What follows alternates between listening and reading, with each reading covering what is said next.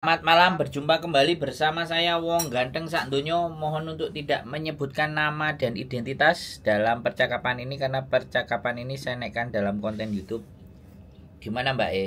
Ya, ini Kak, kan aku kan ceritanya mau ganti majikan. Terus? Nih, ya, aku udah tahu.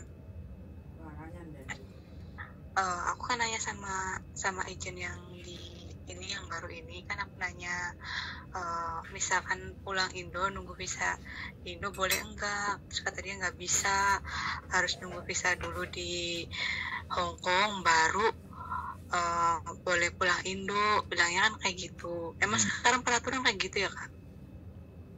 Nah kalau sampean proses terus pulang dulu ke Indo itu namanya overseas Mbak. Jadi prosesnya dari Indonesia. Nah, kenapa dia minta dari Hong Kong dulu? Supaya dia tidak kena ngecas bayaran. Tapi kalau sampean pulang Indonesia dulu kan sampean terbang harus lewat PT lah, ini itu. Makanya dia dikenakan biaya, kalau nggak gitu sampean nggak bisa terbang. Karena kan gitu. karena kan kalau anaknya yang pulang Indonesia kan kenapa PT minta agent minta ada biaya yang dikeluarkan. Sedangkan peraturan di Hong Kong kan agent tidak boleh memungut biaya lebih dari 10% begitu Mbak E. Iya kan, terus kan gini ya, masalah kan majikanku yang sekarangnya kan nanyain gitu, kamu pengen pulangnya kapan? Terus kan aku udah bilang kan aku kan pengen ganti majikan, kata aku ya aku pengen pulang tapi ya ntar nunggu aku visaku turun dulu baru pengen pulang. Terus kata dia ya kamu harus cepet-cepet kasih tahu aku soalnya aku mau beliin kamu tiket, bilang kayak gitu. Kataku ya udah kasih aku uang aja, kata. Terus kata dia jangan, enggak mau, katanya aku harus beliin kamu tiket, aku nggak mau ngasih kamu uang, bilangnya kayak gitu. Terus kan aku nanya kan sama agent yang banknya itu, kira-kira aku pulang Indo kapan? Terus dia cuma bilang gini, untuk proses visa itu 3-5 minggu kayak gitu. Tapi kan yang aku bingungin kan aku jadinya pulangnya kapan gitu. Bingungnya soalnya kan majikanku yang ininya kan nanyain mau pulangnya kapan. Ya sampean hitung aja, sampean finishnya tanggal berapa, terus agent baru sampean itu memproses punya sampean berapa. Kalau misalkan proses visa itu dari agent ngasih berkas ke imigrasi atau dari itu sih, maksudnya dari pas finishnya kita ngitung ya sampai 5 minggu itu 5 minggu dari dia submit. Tapi ketika dia submit terus ternyata ya kan sampai submit, setelah submit kan dihitung tuh lah, dia akan keluar visanya setelah sampai keluar dari majikan. Biasanya rentan 2 minggu atau 1 minggu. Setelah finish itu nunggu 1-2 minggu gitu. Bervariasi, saya nggak akan bilang loh ya, bervariasi karena imigrasi yang ngeluarin, soalnya itu sudah wewenangnya dia. Sampai komunikasinya sama agent yang baru, yang dimajikan baru terus gitu. Iya, soalnya agentnya itu tuh nggak ada kayak CC Indonya, dia tuh Hong Kong, jadi ngomong juga agak kikuk gitu. Ya, lah sampean kan milih agentnya dia, terus aku gimana? Yang milih sampean. Bukan, itu dipilihin sama majikannya kan, aku kan ngegantiin temen gitu. Nah, ya, sampean kan bisa ngajuin. Sampean kan bisa ngajuin pakai agentku gimana kan gitu. Nggak mau, dia pengennya yang dekat rumahnya dia aja. Ya sudah, nah sampean sudah mau ngambil pilihan majikan itu, ya majikan itu mau di mana ya ikuti. Terus aku gimana kalau sampean nggak bisa ngomong? Iya sih. Bener nggak? Iya, makanya berarti ya kira-kira segitu ya, maksudnya. Aku kan aku kan finish kan tanggal 9 Januari. Siap. Tapi aku keluar itu tanggal 31 Desember gitu. Itu ngaruh nggak, maksudnya bisa lebih cepat apa gimana gitu, ngaruh nggak? Ya ngaruh surat finish kontrak sampean. Kalau surat ntar aku visanya gitu. Iya dong. Jadi imigrasi itu kan tidak mungkin mengeluarkan visa sampean ketika sampean belum keluar dari majikan, bener nggak? Jadi kalau berarti Ntar saya gantian dulu ngomongnya, gantian dulu. Kalau saya belum selesai jangan dipotong. Kalau sampean dipotong nggak jelas nanti. Jadi imigrasi itu akan ngeluarin ketika sampean sudah ada surat finish dari majikan dan dikirimkan ke imigrasi bahwa sampean sudah finish. Maka dia akan mengeluarkan, dia nggak akan mungkin mengeluarkan visa sampean di saat sampean itu belum selesai finish. Nah kalau sampean finishnya 31 Desember kan, tapi sampean keluarnya kan 9 Desember, otomatis kan sebenarnya itu tidak menjadi persoalan. Kemungkinannya 31 Desember dihitung 2 minggu atau 1 minggu. Karena apply visa sampean yang baru kan sudah submit. Yang majikan baru kan sudah submit. Jadi dari tanggal 31, nah itu hitungannya entah seminggu, entah 2 minggu, entah 3 minggu. Kalau prosesnya kayak sampean itu, walaupun sampean visanya belum turun tapi sampean keluar dari majikan karena sampean sudah submit, itu nggak ada masalah. Cuman kan yang sampean persoalkan kan kapan aku pulangnya kan itu toh. Halo? Lu kok hilang? Iya, halo. Jadi yang sampean persoalan kan tanggal pulangnya. Ya hitung aja dari tanggal 9 itu seminggu atau 2 minggu. Kalau visa sampean, berarti aku kira-kira, kan aku udah bilang tanggal 9 itu sampean hitung seminggu atau 2 minggu dari tanggal 9. Itu tiketnya. Yang maksimal aja. Halo? Iya, halo. Kedengeran nggak, Kak? Ya. Udah, bisa dipahami saya ngomong. Iya, paham.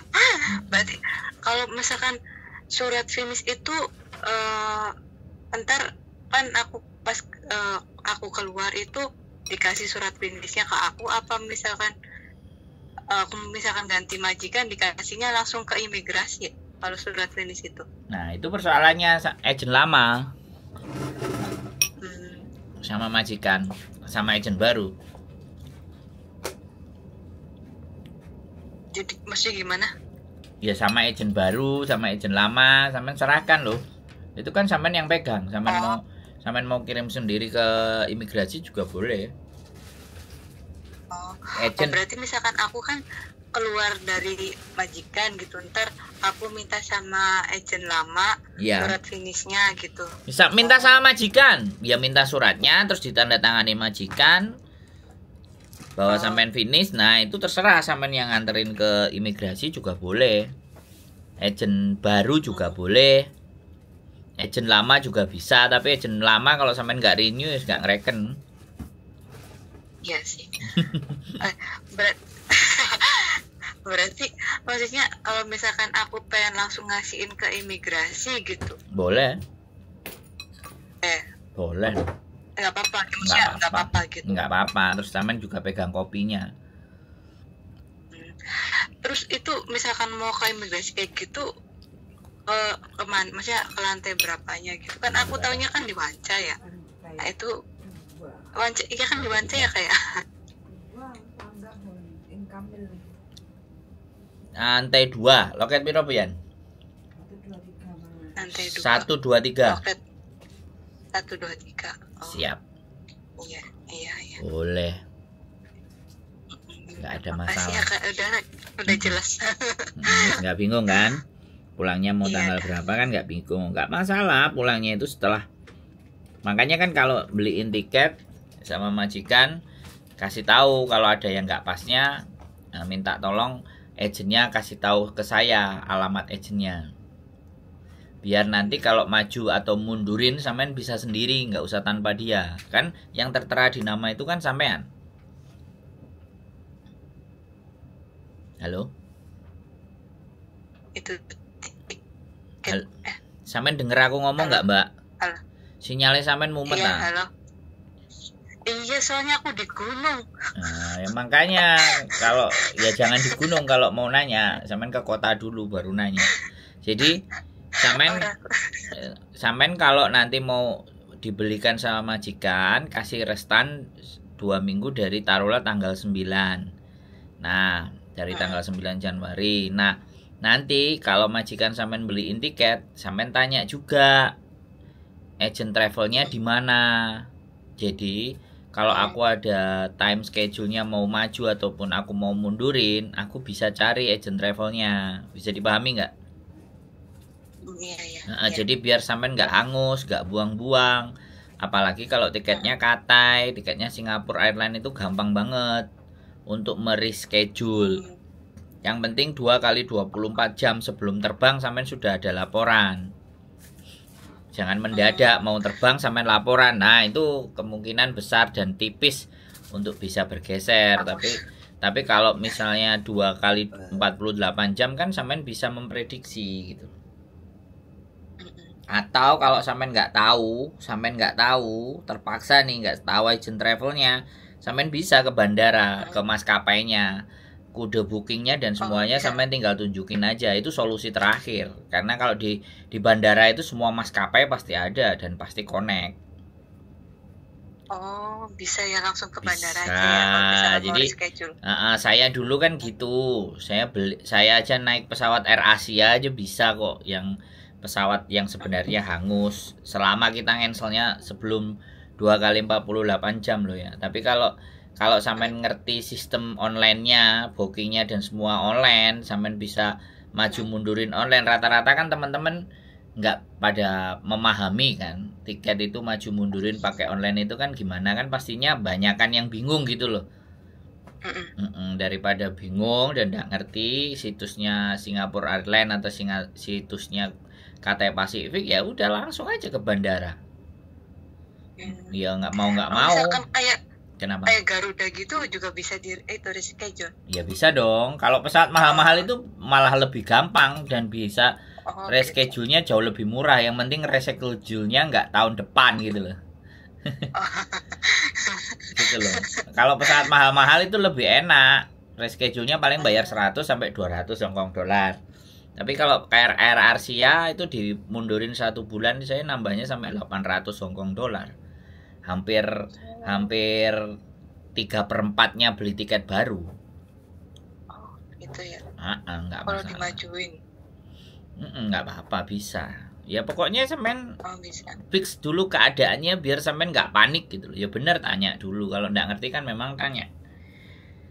Jadi hal-hal nanti yang terjadi kan sampean bisa memprediksi. Kalau kan sekarang nggak kayak dulu kan, katanya kalau dulu kan masih bisa kan nunggu bisa di rumah gitu kan. Sekarang kan katanya udah kayak gitulah maksudnya. Sebenarnya ya bukan kayak dulu kayak sekarang. Pemerintah Republik kita yang nggak mau. Dia yang selalu meminta yang di bandara itu loh banyak persyaratan. Paham nggak sampean? Hongkong mah nggak ada masalah. Indonesia, setiap anak yang terbang harus ada pelaporan di PT, harus terdaftar Cisco, Cisco apalah itu namanya.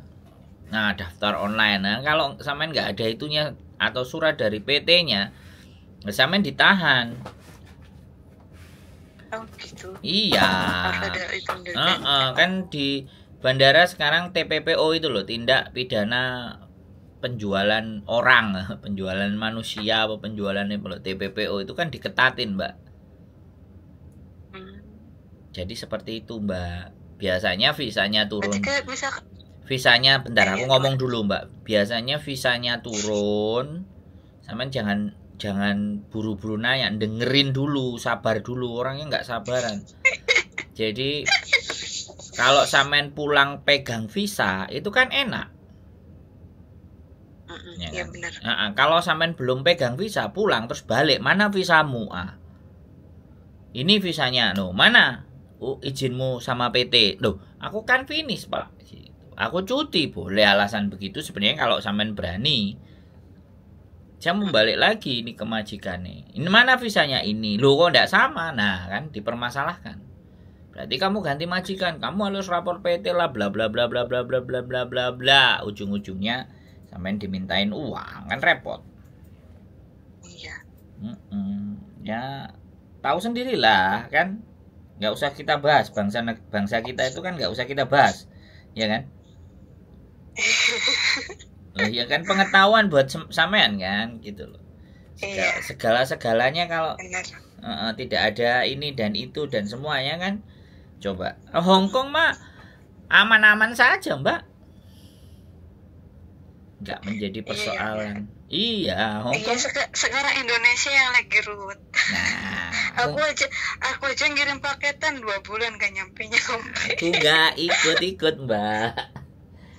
Saya nggak ikut-ikut. Nah, gitu loh, Mbak. Makanya saya udah mulai kasusnya Mario Dandi itu, saya udah yang pegawai pajak terus anaknya beli yang mukulin anak menganiaya itu, semenjak kasus itu paketan udah ruwet semua semenjak kasus itu gitu. Jadi ya sudah nggak apa-apa ya, negara kita, republik kita, koordinasi antar pejabatnya, antar instansinya, antar semuanya, ya kita lah yang jadi bahan.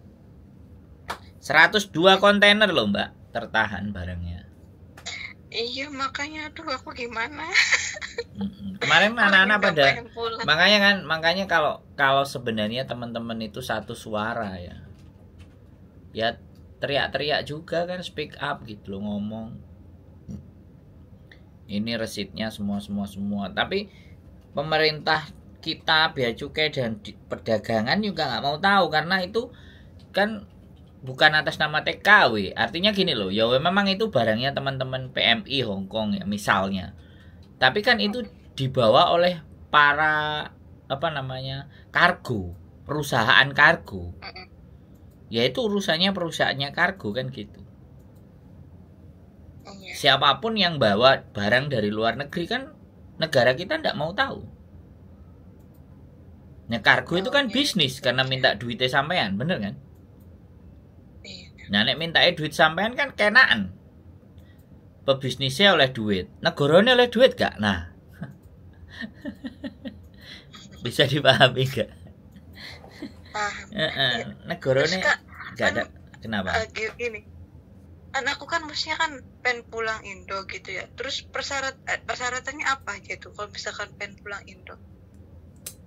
Ya, sampean kan turunnya mana? Apa? Jakarta apa? Surabaya. Jakarta.